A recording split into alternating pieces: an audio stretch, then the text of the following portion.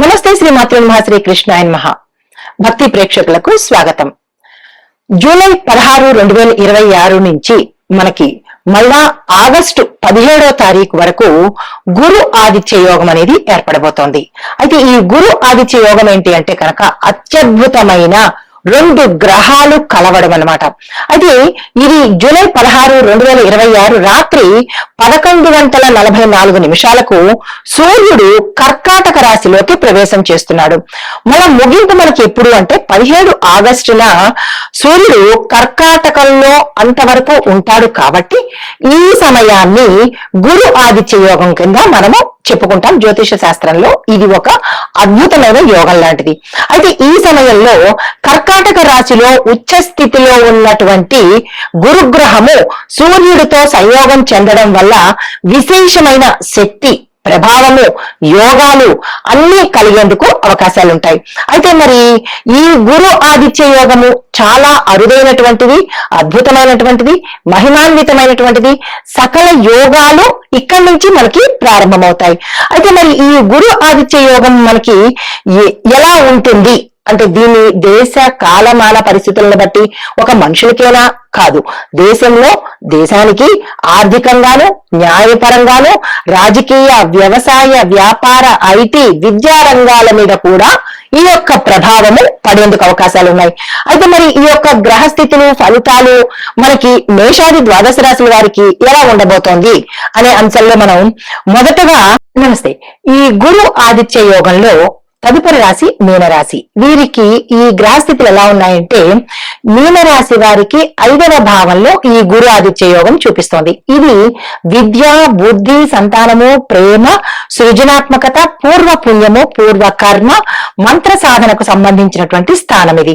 ఈ రాశి వారికి అధిపతి గురుగ్రహం కావడం మూలకంగా యోగము, జ్ఞానము, ఆధ్యాత్మికత, క్రియేటివిటీ, సృజనాత్మక శక్తి పెంచే అవకాశాలు ఉంటాయి.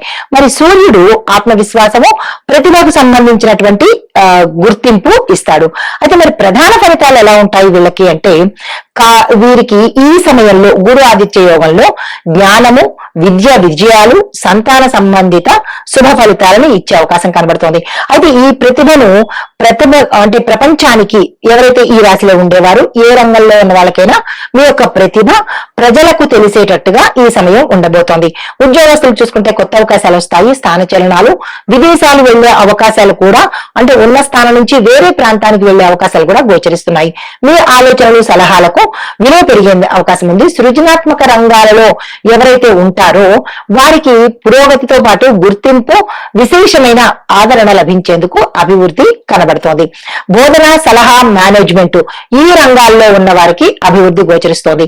అయితే వీళ్ళు ఎక్కడ జాగ్రత్త పడాలి అంటే భావోద్వేగాలతో కాకుండా ఆలోచించి నిర్ణయాలు తీసుకుంటే సక్సెస్ అవుతారు. ఎమోషనల్ గా నిర్ణయాలు తీసుకున్నా, కోపంలో తీసుకున్నా, ఆవేశంలో తీసుకున్న నిర్ణయాలకు ఫలితాలు చివరిలో అనుభవించే అవకాశం ఉంటుంది. చాలా జాగ్రత్తగా, కాషియస్ గా ఉండండి. ఐటీ, ప్రైవేట్ రంగంలో ఉన్న వారికి కొత్త ఆలోచనలు, కొత్త ప్రాజెక్టులు వచ్చే అవకాశం ఉంటుంది. ప్రాజెక్టులు కూడా సమయానికి పూర్తి చేసేందుకు అవకాశాలు ఉంటాయి. Design, content, education, tech, creative, technology ఈ అంశాలలో ఉండే వాళ్ళకి మంచి మంచి అవకాశాలు వస్తాయి. అందుకనే ప్రయత్నం చేయండి. మీ ప్రతిభకు తగినటువంటి సమయానికి గుర్తింపు వచ్చే అవకాశం కనబడుతోంది. వ్యాపారస్తులకు చూసుకున్నట్టయితే కనుక కొత్త కొత్త వ్యాపారాలు, ఆలోచనలు విజయవంతమవుతాయి.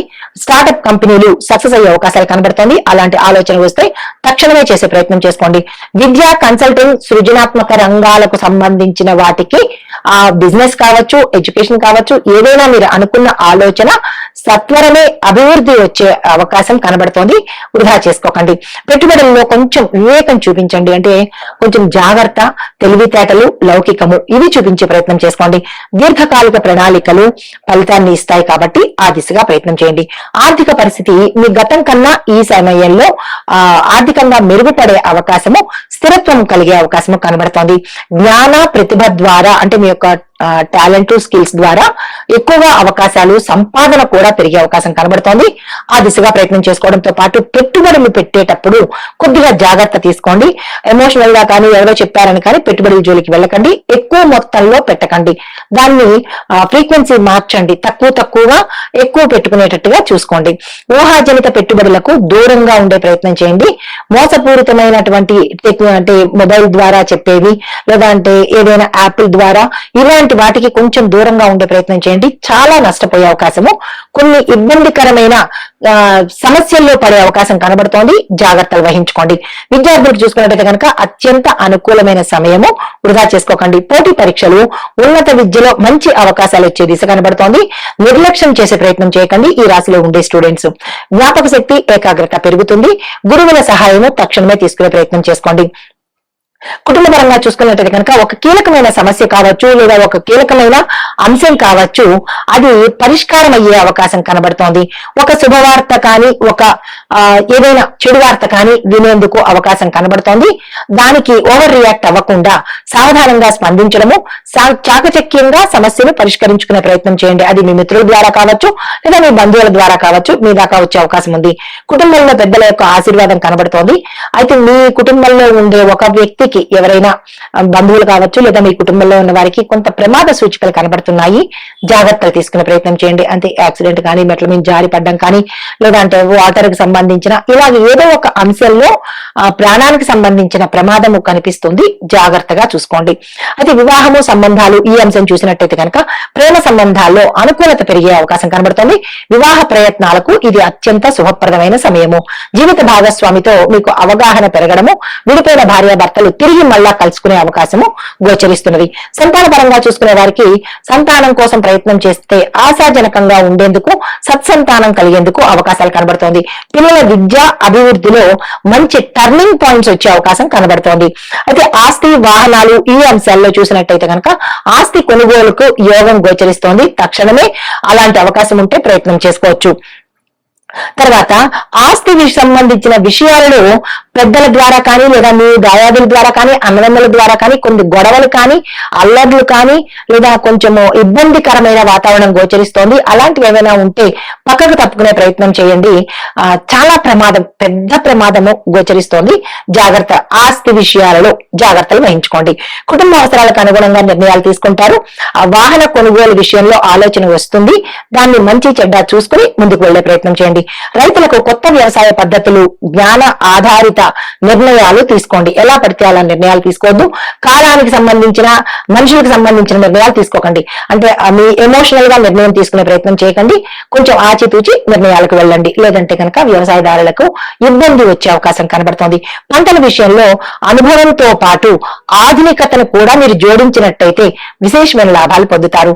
వ్యవసాయదారులకు అనుబంధ వ్యాపారాలు, అంటే మీరు వ్యవసాయ రిలేటెడ్ కి సంబంధించిన బిజినెస్ ఎవరైతే చేస్తున్నారో వాళ్ళకి ఉపయోగకరంగా ఉండేందుకు అవకాశం ఉంది.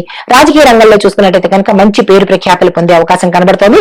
జ్ఞానము, ప్రసంగం ద్వారా, అంటే మీ యొక్క స్కిల్స్ ద్వారా, మీ యొక్క ప్రసంగాల ద్వారా, పథకాల ద్వారా ప్రజలకు దగ్గరయ్యే అవకాశాలు ఎక్కువ శాతం కనబడుతున్నాయి. సలహాదారులు, మార్గదర్శకులుగా ఉండేవారు మీకు ఎవరైతే దగ్గరగా ఉంటారో వారితో కొద్దిగా కొంచెం ఈ సమయంలో జాగ్రత్తలు పాటించండి. గుప్తంగా ఉండేవి, రహస్యమైనవి మీ ఆలోచనలు, మీ యొక్క ముందు జరగబోయే పనులు ఏవి షేర్ చేసుకునే ప్రయత్నం చేసుకోకండి. ఈ గురు ఆదిత్య యోగం అయ్యే వరకు. కళాకారులు, యూట్యూబర్లు, మీడియా రంగంలో చూసినట్టయితే కనుక అత్యంత అనుకూలమైన కాలం వీరికి. జ్ఞానము, ఆధ్యాత్మికత, విద్య, క్రియేటివ్ కంటెంట్స్ కనుక చేసినట్టయితే మంచి వ్యూస్ పెరగడంతో పాటు మీకు ప్రేక్షకుల ఆదరణ కూడా కలిగే అవకాశం కనబడుతోంది. మీ ప్రత్యేక శైలి, మీ స్టైలే మీకు ప్రేక్షకులను దగ్గరకి చేసే అవకాశం ఉంది. కొత్త కొత్త అవకాశాలు వస్తాయి, తీసుకునే ప్రయత్నం చేసుకోండి. మరి జాగ్రత్తలు ఎక్కడ తీసుకోవాలి అంటే అతి నమ్మకంతో మీరు ఎప్పుడూ నిర్ణయాలు తీసుకోకండి. పెట్టుబడుల విషయంలో జాగ్రత్తగా ఉండండి. ఆరోగ్యం విషయంలో కూడా చాలా జాగ్రత్తగా ఉండే ప్రయత్నం చేసుకోండి. మరి పరిహారాలు ప్రతి గురువారము గురు సంబంధిత ఆలయ దర్శనం చేసుకోవడము, గురు మంత్రాలు జపించుకోవడము, దీంతో పాటు ఆదివారం రోజు సూర్యుడు దర్శనం చేసుకోండి. అర్ఘ్యం ఇవ్వలేని పరిస్థితిలో ఉన్నప్పుడు సూర్యుడు దర్శనం చేసుకున్నా గానీ తత్సమానమైన ఫలితం వస్తుంది.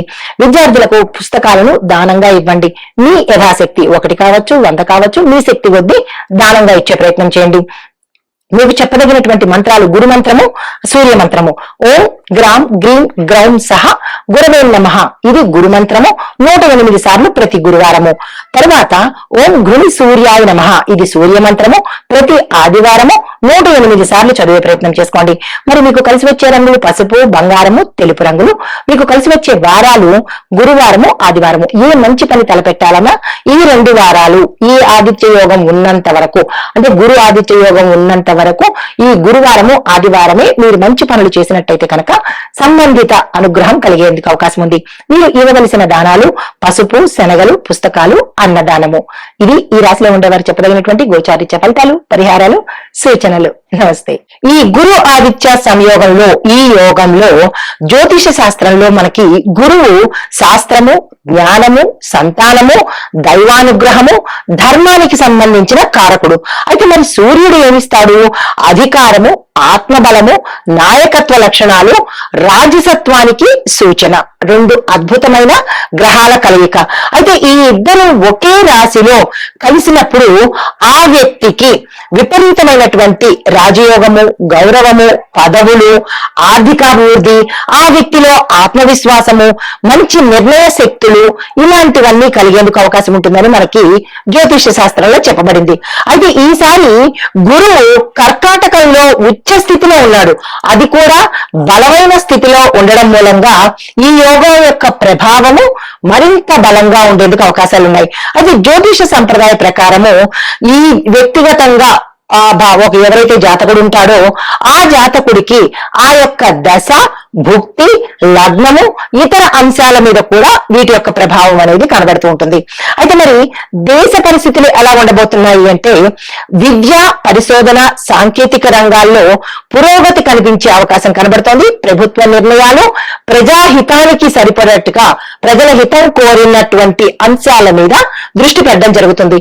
ఇంకా రియల్ ఎస్టేట్, నిర్మాణ రంగము, విద్య, ఆరోగ్యము, ఈ అంశాలకు సంబంధించిన వాటికి కొంత ఇబ్బందికరమైన సూచనలు గోచరిస్తున్నాయి. మరి వ్యవసాయదారులకు చూసుకున్నట్టయితే కనుక వర్షాల మీద ఆధారపడేటటువంటి కొన్ని ప్రాంతాల్లో చక్కని పంటలు పండుతాయి.